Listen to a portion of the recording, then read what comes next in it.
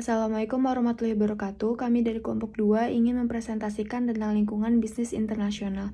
Sebelumnya izin memperkenalkan nama anggota kelompok kami.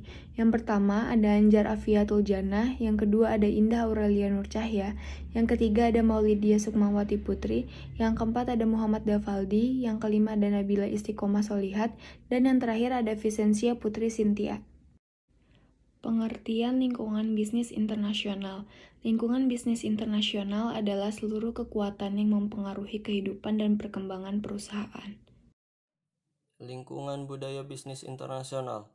Lingkungan budaya bisnis internasional adalah kumpulan nilai kepercayaan, perilaku, dan sikap yang membedakan sebuah masyarakat dengan masyarakat lainnya.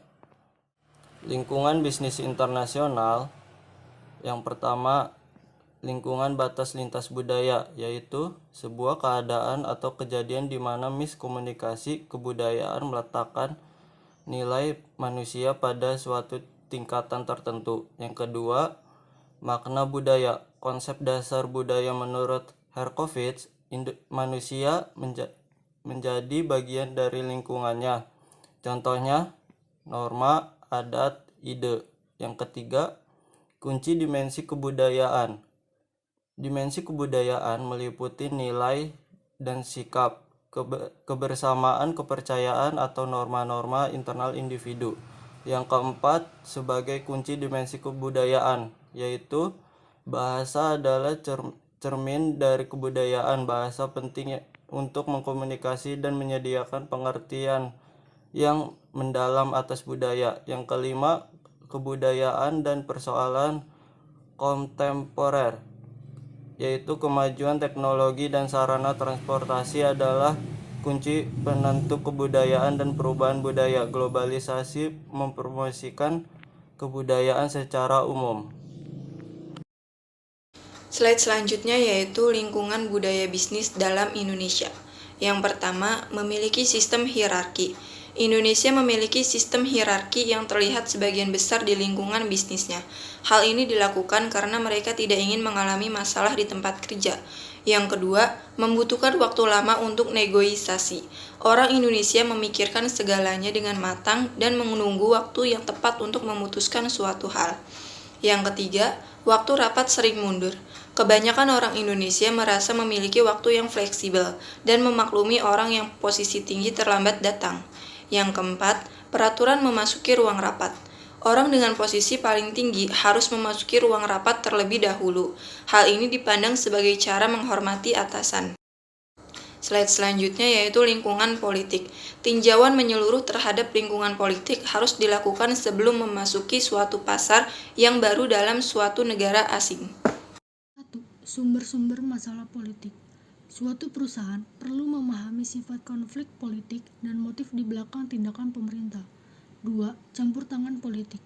Suatu kebijakan pemerintah negara setempat untuk memaksa perubahan dalam operasi, kebijakan, dan strategi perusahaan asing. 3. Perspektif politik. Perspektif politik suatu bangsa dapat diteliti dengan menggunakan faktor-faktor yaitu model pemerintahan, stabilitas pemerintahan. 4. Penaksiran resiko politik untuk mengidentifikasi negara-negara yang mungkin berakhir, mengidentifikasi negara-negara yang dapat diabaikan karena tidak sehat secara politis, memberikan sebuah kerangka kerja untuk mengidentifikasi negara-negara yang beresiko secara politis. 5. Tanggapan strategis. Tanggapan tersebut adalah beradaptasi, menarik diri, atau bertindak kontra dan aktif. Lingkungan hukum. Lingkungan hukum merupakan latar belakang hukum dan peraturan di mana perusahaan-perusahaan menjalankan operasinya. A. Keanekaragaman lingkungan hukum. Lingkungan hukum dapat dibedakan menjadi 3, yaitu lingkungan hukum domestik, lingkungan hukum luar negeri, hukum pembatasan perdagangan. B. Sumber hukum bisnis. Aturan hukum diperoleh dari undang-undang. Yang kedua, perjanjian atau kontrak yang sudah dibuat atas nama kedua belah pihak. Yang ketiga, traktat. Yang keempat, jurisprudensi. Yang keempat, kebiasaan dan bisnis doktrin. Sistem hukum. Yang pertama, hukum Anglo-Saxon didasarkan pada kebijakan kumulatif, putusan-putusan pada hakim tentang masing-masing perkara.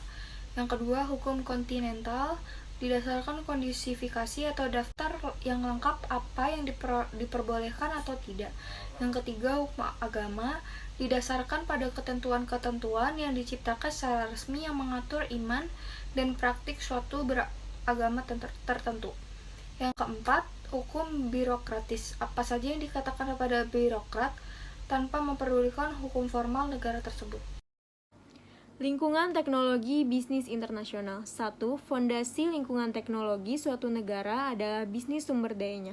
Ketersediaan atau tidak mempengaruhi suatu produk dibuat negara tertentu. 2. Faktor penentu penting lingkungan teknologi suatu negara adalah kemauan perusahaan asing untuk mengalihkan teknologi kepada negara tersebut.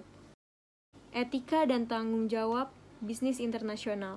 1. Sebagai manajer yang bekerja untuk institusi yang melebihi batas negara dan budaya, maka perusahaan multinasional harus peka terhadap perbedaan dan harus memilih kegiatan etika dalam berbagai keadaan. 2. Etika diartikan sebagai kepercayaan individu tentang apakah keputusan, perilaku, tindakan benar atau salah. Terima kasih. Assalamualaikum warahmatullahi wabarakatuh.